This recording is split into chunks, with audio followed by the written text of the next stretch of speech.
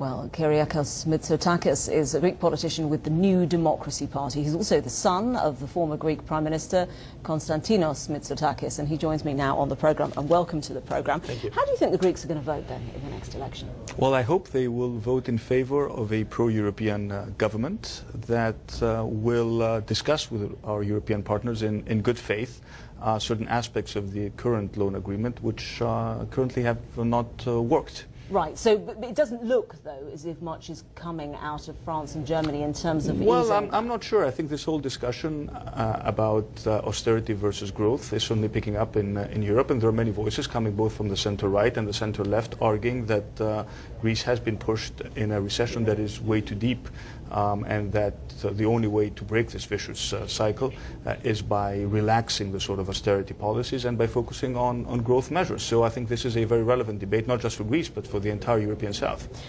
Even economists disagree on what the consequences would be of Greece leaving the euro. So how easy is it really, realistically, for the population to understand what it is they're voting for or against? Well, Greeks, if you ask them, and I think you did in your kind of informal survey, will tell you that they do want to stay within the eurozone. Only 10 or 15% of the population actually make the point that they would want to leave the euro. The question is under what conditions. Yeah. The extreme left is making the argument that we can unilaterally denounce our loan agreement with the European Union and still stay in the euro, and I think that this is a complete fallacy. What we're saying is that we need to have an honest discussion with our European partners, and I think this is very different from what the extreme left is saying. But as far as the consequences are concerned, they're going to be catastrophic for Greece. We could lose as much as half of our GDP if that were to happen. But your party was founded on the idea of democracy when democracy once again came to Greece. So does it not seem to you fundamentally undemocratic that the Greeks are having rules, austerity and so on imposed upon them from outside the country? Well, I think there is an element of truth to what you're saying, but we did find ourselves in a difficult situation, and we are unfortunately still relying on foreign funds.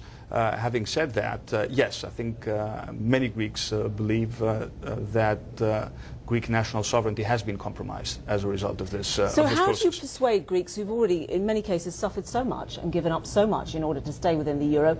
How do you persuade them just to keep tightening the belts? Well, by telling them that we could find a different policy mix that is not so severe for Greece, and by also telling them that a great part of the work has already been done. But there's not much evidence that you could deliver upon that, is there?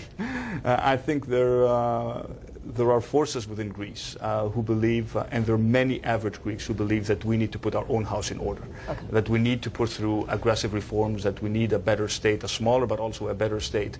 And there are many people working in the private sector who want a smaller public sector. So there are many forces in Greece who would support such a reform Just very initiative. briefly, your father, the honorary president of the New Democracy Party, what does he think, just very briefly?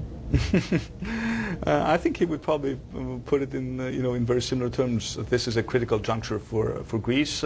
If we don't get a pro-European government, we could push ourselves over the cliff. Thank you very much indeed for joining us. And that's it from me. Just a reminder that there is growing concern about the role of radical Islamist groups in Syria. That's all from World News Today.